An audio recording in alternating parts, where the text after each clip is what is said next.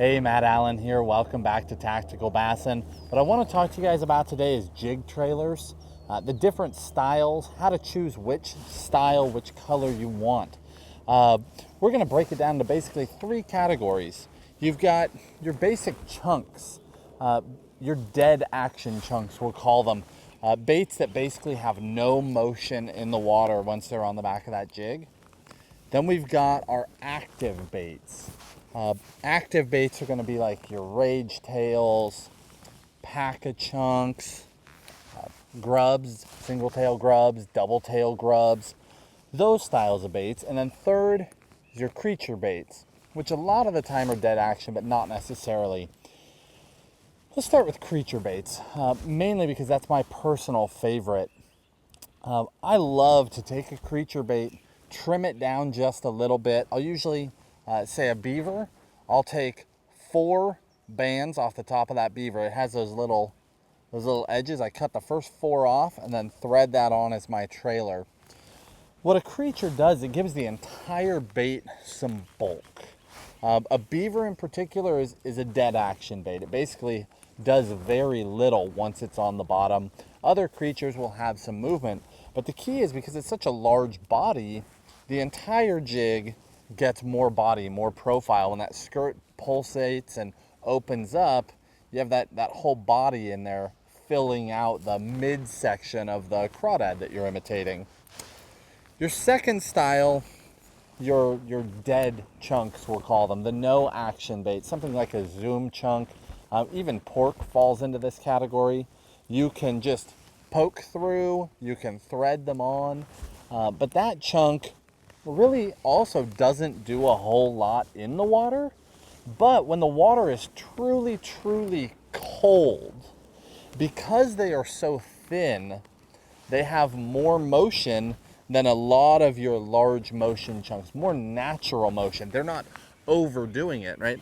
A pack a chunk or a rage with that crazy action is great in summertime when the water's warm, but when you get to that really cold water, you either want to go to a dead action or to a chunk where there's a very limited motion, sometimes also a dead action, because the crawdads aren't going to be flapping and flying all around like they would in warm water. They're just barely moving, if there are crawdads at all in that cold water. But you know, you're imitating stuff down on the bottom, it's not going to be fast moving. Your double tail grub is sort of a crossover. I like a double tail in that cold water because it's also so thin that you can get some action out of it even in cold water. Again, it's not that crazy action. It's somewhere in between. It still flutters, it still moves when you're working that jig, but it's not all over the place and it's not doing nothing. So again, breaking those down, creatures, they work most of the time. Maybe all the time. I mean, that really is my personal preference. Your active baits, those are baits that I'm going to pick up in really warm water. And the primary place that I'm going to do it is when I'm flipping into deeper water or deeper cover. Because as that bait is falling over a greater distance, the fish are watching all that action and then they can react to it.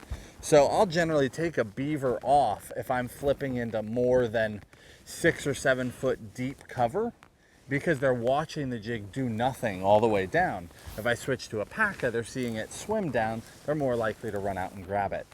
You come up to 2 or 3 feet of water where that jig's getting on the bottom really quickly, I go back to that creature where it just lands, it's on bottom, and then they see it, and they see that full profile. Now color is a little bit more complicated, of course. My basic recommendation is to match your jigs most of the time. Whatever your personal preference is for a jig, I throw a lot of browns, a lot of green pumpkins. So that's generally where my base colors are in my jigs too. A lot of green pumpkin, a lot of brown. And then you can use accenting colors from there. We have a whole nother video on jigs and color matching. We'll give you a link to that as well to sort of simplify that end of it. But you want to match color to the jig, but you can break it up also. So personal preference, I'll generally match them, but say all I've got in the boat is a brown jig and I want something that's bright, Well, go to that bright blue trailer, put that on that brown jig. Now you have a totally different jig package to show to those fish. The last thing I really want to hit on, and this is the most important, you have baits that are very, very dull. You have baits with a lot of flash and color. I think this is critical.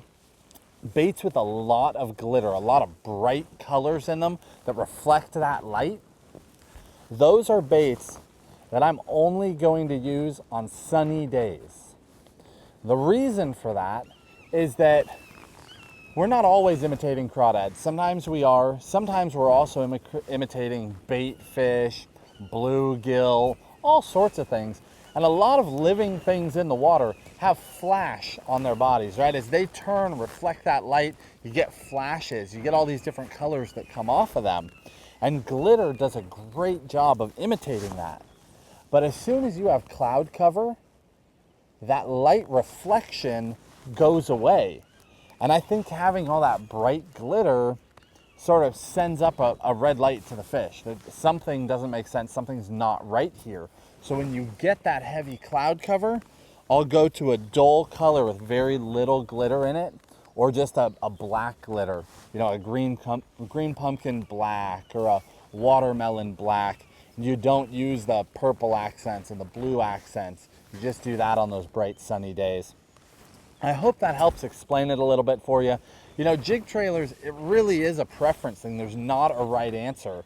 But if you just stick to those three basic profiles, those creatures, your sort of dead action style chunks, and your really active chunks, if you find a bait in each one of those categories that you have confidence in, that will cover you year round. And then pay attention to your trailers when you've got those sunny days versus cloudy days. Pay attention to how much glitter you've got in there, and I think the size of fish that you're catching will go up. I hope that helps. If you enjoyed the video, hit that like button, subscribe to the channel. Our apparel is available. We'll put a link to Tim's email in there so you can contact him about hats, sweatshirts. We appreciate you taking the time to check it out. Have a great day.